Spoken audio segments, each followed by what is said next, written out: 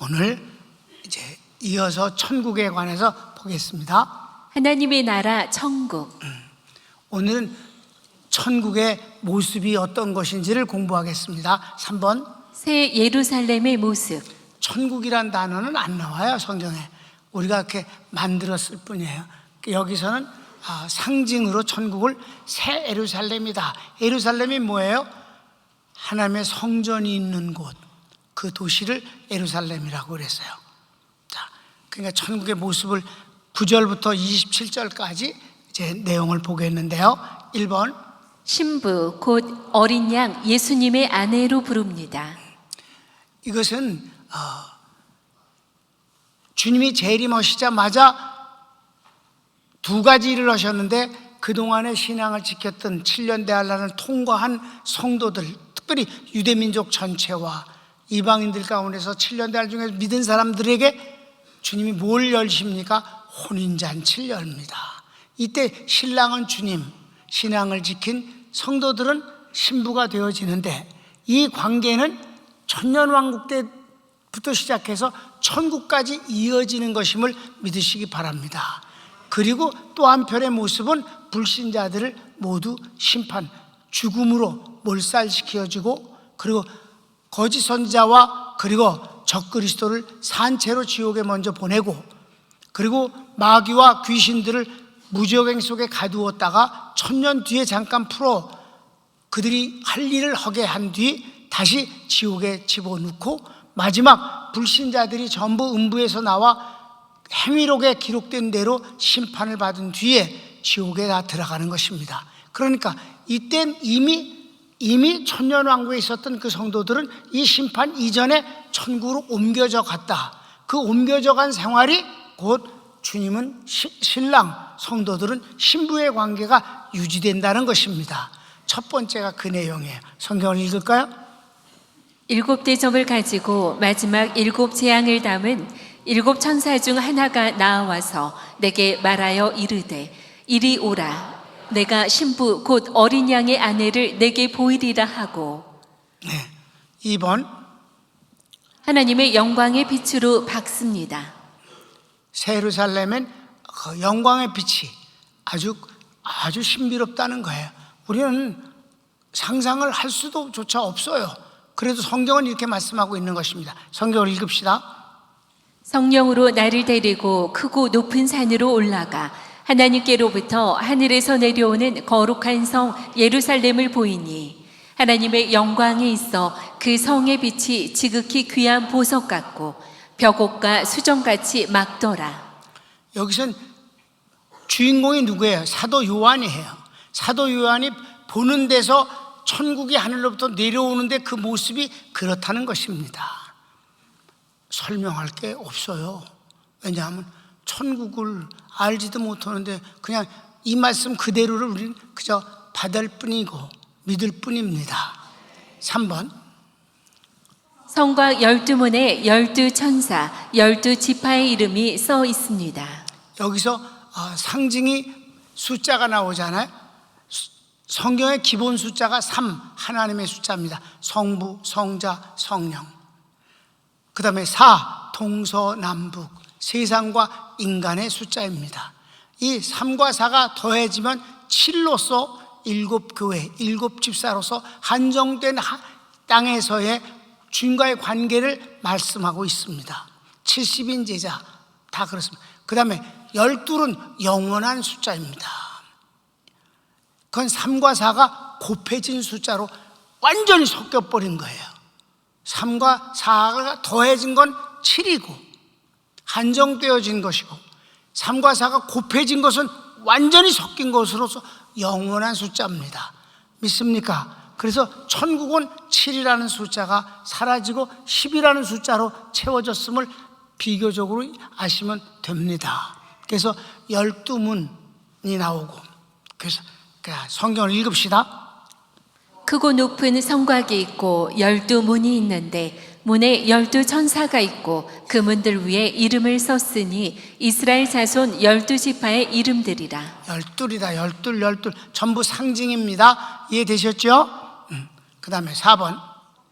성곽의 기초석엔 12사도의 이름이 써 있습니다. 여기도 12사도의 이름이다. 사도는 뭐예요? 모든 구원받은 성도를 대표하는 이름이 12사도입니다. 성경을 읽을까요?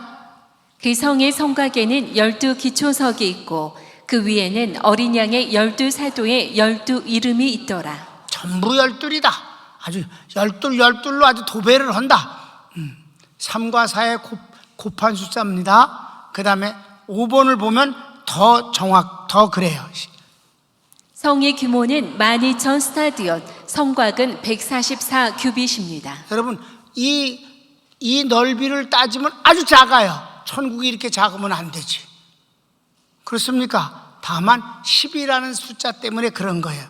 천국의 성의 규모가 12,000 스타디움, 이 12에 만수인 1000을 곱했어요. 그래서 12,000이 된 것입니다. 그 다음에 성곽이 144는 뭐예요? 12의 제곱입니다. 144. 그러니까 전부 3과 4의 곱하기 12에서 생겨진 모든 숫자들의 개념이, 그러니까 완벽하게 크고 너무 크다. 그러니까 12의 제곱이니까 측량할 수 없이 크다는 것을 뜻하는 것입니다. 믿습니까? 그래서 구원받은 택함 받은 백성이 뭐예요? 144에다 만수라니까 14만 4천이 된 것입니다. 여자가 아니에요. 상징 숫자입니다. 하나님이 택한 구원받은 모든 백성들의 수를 14만 4천이라고 한 것이에요. 이해되셨습니까? 12의 제곱에 만수를 곱한 것이다. 144 규빗. 성경을 읽읍시다. 내게 말하는 자가 그 성과 그 문들과 성곽을 측량하려고 금갈대자를 가졌더라. 그 성은 네모가 반듯하여 길이와 너비가 같은지라. 그 갈대자로 그 성을 측량하니 12,000 스타디온이요 길이와 너비와 높이가 같더라. 그 성곽을 측량함에 144 규빗이니 사람의 측량 곧 천사의 측량이라. 그래서 이게 하나님의 측량이면 절대적인 거잖아. 사람과 천사의 측량이라, 상징이다. 아멘. 이렇게 이제 개요를 설명 듣고 나니까 뭐 그 숫자에 이렇게 연연하지 않아도 된다는 것이 이해됐습니까? 아, 상징이다, 상징. 그 다음에 이제 재료를 보겠습니다. 완전 보석입니다. 완전 보석이야. 이 세상에 좋은 보석은 다 나옵니다. 그러니까 천국이 그렇게 아름답고 화려하고 아주 격이 높다 하는 그런 것을 설명하는 거예요. 6번. 성곽은 벽옥으로 쌓였고 기초석은 12보석으로 꾸몄습니다. 여기도 12보석이 나온다. 여러분, 벽옥은 여러분 신방할 때 올라와서 구경했죠? 돌. 거기 벽옥이 2개 있고 홍옥과 청옥이 1개씩 있어 4개가 이렇게 있잖아요, 여러분. 그러니까 천국은 전부 막 어마어마하게 이렇게 보석으로 꾸며졌다. 그만큼 천국은 아름답고 완벽한 곳이다. 아멘. 그렇게만 받아들이면 됩니다. 자, 성경을 읽읍시다. 그 성곽은 벽옥으로 쌓였고 그 성은 정금인데 맑은 유리 같더라. 그 성의 성곽의 기초석은 각색 보석으로 꾸몄는데 첫째 기초석은 벽옥이요 둘째는 남보석이요 셋째는 옥수요 넷째는 녹보석이요 다섯째는 홍만호요 여섯째는 홍보석이요 일곱째는 황옥이요 여덟째는 녹옥이요 아홉째는 담황옥이요 열째는 비취옥이요 11째는 청옥이요 12째는 자수정이라. 그렇게 천국이 전부 이렇게 보석으로 전부 집이고 뭐고 다 꾸며져 있다. 그 다음에 7번째 12개의 진주문이 있습니다. 문이 12개인데 이건 약간 좀 이해가 안 되는 게, 문 하나가 천국 문이 12개인데 글로 사람들이 막 댕겨야 되잖아. 그러니까 문이 얼마나 크겠어. 그런데 그 문이 1개의 진주로 돼 있대. 그놈의 진주가 얼마나 큰 거예요, 도대체가. 상징입니다. 자, 성경을 읽읍시다. 그 12문은 12진주니 각문마다 1개의 진주로 되어 있고 성의 길은 맑은 유리 같은 정금이더라. 그러니까 길이 정금인데 정금이 맑은 유리 같다니 이해가 참 잘 안 돼요, 상상이. 미끄러져서 자빠지겠다. 그런 생각도 나고. 아무튼 최고다, 천국은. 8번. 성전은 없습니다. 왜냐하면 하나님과 어린 양이 성전이기 때문입니다. 교회도 없습니다. 성전도 없습니다. 그러니까 왜? 주님이 계신 곳이 성전이니까. 아니, 주님 자신이 성전이시니까. 그러니까 주님과 함께 사는데 성전이 뭐가 필요했겠어요? 또 필요 없는 게, 성경 읽읍시다. 시작. 성 안에서 내가 성전을 보지 못하였으니 이는 주 하나님 곧 전능하신 이와 및 어린 양이 그 성전이심이라. 그렇습니다. 그 다음에 9번. 자연의 빛은 없고 하나님과 어린 양이 빛이 되십니다. 해와 달과 별의 빛이 자연의 빛이라면 그런 건 없다. 하나님 자신이 빛이시다. 성경을 읽읍시다. 그 성은 해나 달의 비침이 쓸데없으니 이는 하나님의 영광이 비치고 어린 양이 그 등불이 되심이라. 4번, 큰 4번. 천국의 주인공들. 천국의 주인공들을 다시 한번 확인하는 거예요. 1번. 모든 나라에서 구원받은 사람들이 자기의 영광을 가지고 들어오고 왕들도 있습니다. 여기서 왕들도 있다는 말이 무슨 말인지 나는 자세히 잘 모르겠어요. 어떻든 간에 모든 구원받은 성도들이 그 천국의 주인공이다. 성경을 읽읍시다. 만국이 그 빛 가운데로 다니고 땅의 왕들이 자기 영광을 가지고 그리로 들어가리라. 그러니까 왕들이 예수님 믿기는 참 어렵거든요.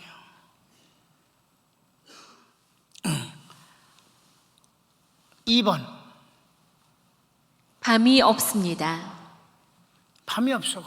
성경 읽읍시다. 낮에 성문들을 도무지 닫지 아니하리니 거기에는 밤이 없습니다. 밤이 없다. 마지막 3번.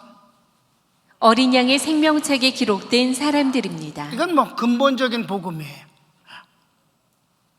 성경을 읽읍시다. 사람들이 만국의 영광과 존귀를 가지고 그리로 들어가겠고 무엇이든지 속된 것이나 가증한 일 또는 거짓말하는 자는 결코 그리로 들어가지 못하되 오직 어린 양의 생명책에 기록된 자들만 들어가리라. 아멘. 천국에 가면 거짓말 자체를 안 해요.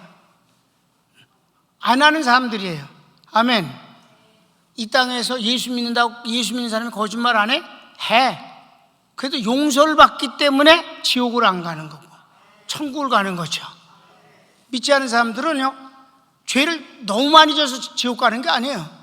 죄를 용서받지 못했기 때문에 벌을 받는 거고, 주님이 하나님 앞에서 대신 벌을 받으셨기 때문에 예수님을 믿는 사람은 죄의 용서를 받았기 때문에 지옥에 가지 아니하고 천국에 들어가는 것입니다. 아멘. 여기서 궁극적으로는 딱 아주 정해져 있어요. 생명록에 기록된 사람들이 천국에 들어가는 것이다. 사랑하는 여러분, 여러분의 이름이 천국 생명록에 이미 기록되어 있음을 기뻐하라고 주님이 말씀하셨습니다. 귀신을 추방하고 돌아온 70인 제자가 너무 기뻐서 주여 당신의 이름을 명하니 귀신도 우리에게 항복했습니다. 그 막 너무 좋아서 어쩔 줄 몰라 하니까 그래 내가 이미 보았노니라. 그런데 귀신이 추방된 것 갖고 기뻐하지 말고 내 이름이 생명록에 기록된 것을 가지고 더욱 기뻐하라. 다 바꾸어 말하면 내 이름이 생명록에 기록된 사람이기 때문에 귀신이 너에게 쫓겨날 수밖에 없는 것이다 하는 말씀입니다. 자, 아까 우리가 교독할 때 시편 104편 다윗이 고백한 것을 가지고 고백을 했는데, 내가 옛날 신학하기 전에 제주도에서 성경 열심히 볼 때 그 시편 104편에 그 말씀이 생각나는 어떤 현상이 있었어요. 제주도엔. 제주도는 이제 큰 그 화산에 의해서 이루어진 섬인데 한라산이죠. 그러니까 한라산 남쪽은 태평양하고 곧바로 태평양을 바라보고 있단 말이에요. 그러니까 바람이 불어오고 태풍이 오고 그럴 때 이 저쪽 남쪽 서귀포 쪽은 어마어마한 파도가 밀려옵니다. 그래서 그 남쪽에는 바닷가에 집이 없어요. 다 막 절벽이고 막 그렇습니다. 칩니다. 협재 같은 데는 길게 이제 돌 바닥이 넓게 펼쳐져 있습니다. 근데 북쪽, 그러니까 한라산 이쪽 막고 있는 이쪽 제주시 쪽에는 파도가 없어요. 그래서 그쪽에 태풍이 불면 모든 배들이, 지나가던 배들이 다 이 제주 항으로 다 들어와서 태풍이 지나가길 기다립니다. 그러니까 그쪽에는요 파도가 많이 치질 않아요. 바람이 없어서. 근데 그래도 밀물이 있고 썰물이 있잖아요. 여러분, 하나님이 만드신 건 보이지도 않는 달의 힘이 바다를 끌고 몇백 미터를 나간다 이 말이에요. 여러분, 인간이 만든 힘으로 바다를 끌어낼 수 있는 힘이 어디 있겠어요? 1m도 못 끌어내지 바닷물을. 하나님은 보이지도 않는 달의 힘으로 그걸 끌어낸다. 들어갔다 나왔다 하잖아요. 근데 내가 거기서 참 이 사람들 믿음 좋다라고 느낀 게 뭐냐면, 제주시에서 서쪽으로 이렇게 쭉 가면 용두암이라는 것이 있어요. 돌이. 그쪽으로 가는 길이, 제주는 한라산이 있고 가파르게 돼서 땅이 별로 없단 말이에요. 논도 없어요. 밭만 그저 있어서 그 제주도 사람들은 그저 밥곡식만 먹고 쌀 3마리를 먹고 시집을 가면 부잣집이라고 하는 말이 옛날에 있었어. 논이 없으니까. 그러니까 가파르니까 그 농사를 지을 땅을 마련하려고 애를 쓰고 집도 지을 수 있는 곳을 확보를 해야 되니까 제주시 쪽에서 바다에 담을 쌓아요. 바다에다가 돌로 바다를 싸서 올린 뒤에 그 담 위에 이제 평평하게 흙을 메우고 거기에 집을 짓는데, 그 바닷가에 그 담을 쫙 돌담을 쌓단 말이에요. 세멘트로 해갖고 쫙 쌌어요. 그런데 만조 때가 제일 바닷물이 많이 들어오는 때예요. 그 만조 때 바닷물이 들어와서 이 담에 약 1.5m 정도 높이로 1m, 1.5m 정도로 물이 차요.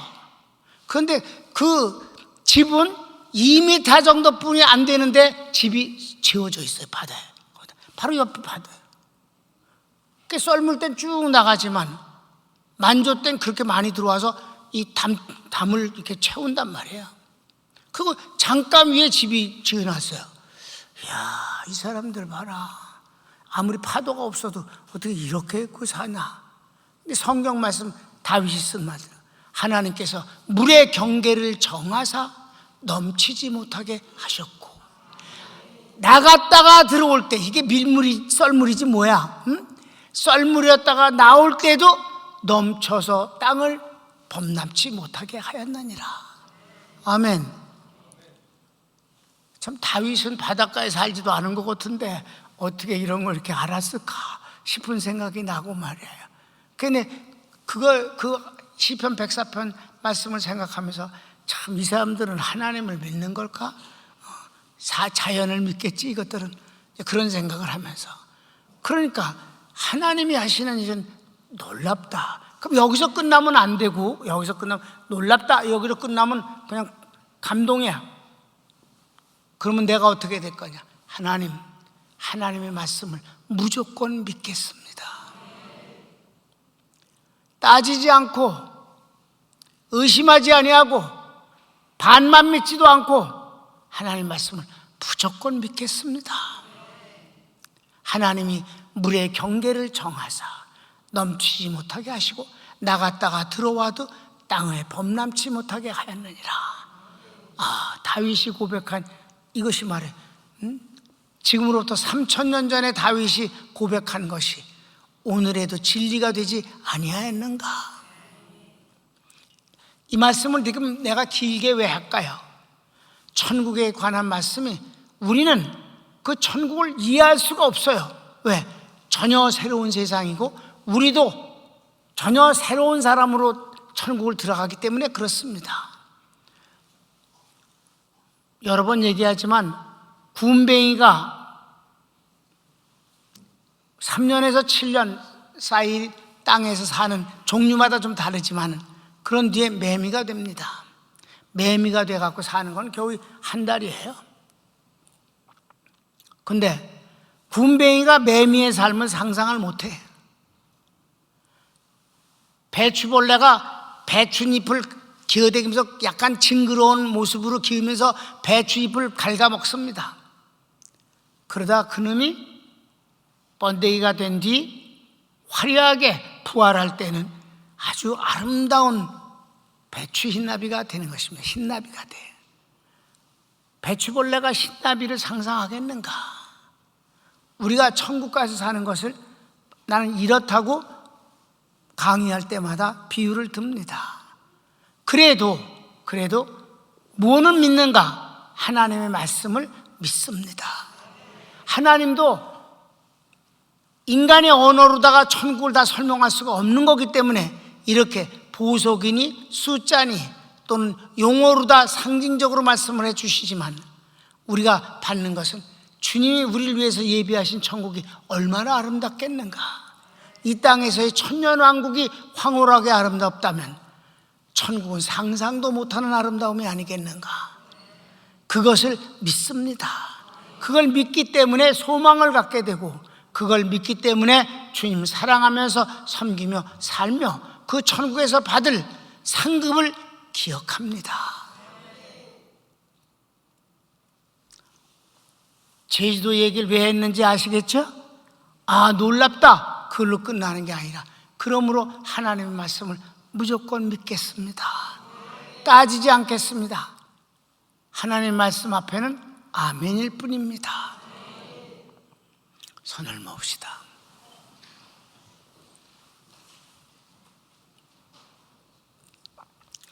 사랑하는 여러분, 나는 평강교회 담임 목사로 목회하는 것이 참으로 행복하고 좋습니다. 왠 줄 아십니까? 우리 교인들은 하나님의 말씀, 곧 복음을 담임 목사가 던지면 그냥 아멘으로 받는다는 것입니다. 여러분, 다 그런 게 아니에요. 난 여러분들이 주님 편에 서기를 바랍니다. 진리 편에 서기를 바랍니다. 축복 편에 서기를 바랍니다. 예수님도 이 땅에 계실 때 반대하는 놈들이 있었고요, 사도 바울도 그토록 핍박을 많이 받았습니다. 사도 바울이 잘못한 게 하나도 없고 예수님이 잘못한 게 하나도 없어도 그렇다 이 말입니다. 여러분, 마음이 뒤틀리지 않기를 바라며 꼬여있지 않기를 바라며 진리 가운데서 평안을 원하고 사랑과 그리고 하나님 편에 서 있기를 원합니다. 담임 목사가 여러분에게 이렇게 칭찬과 고마움을 하는 이유는 말씀을 듣는 성도들이 아멘으로 말씀을 받기 때문이옵시다. 다 같이 주여 한번 부르기도 합니다. 주여.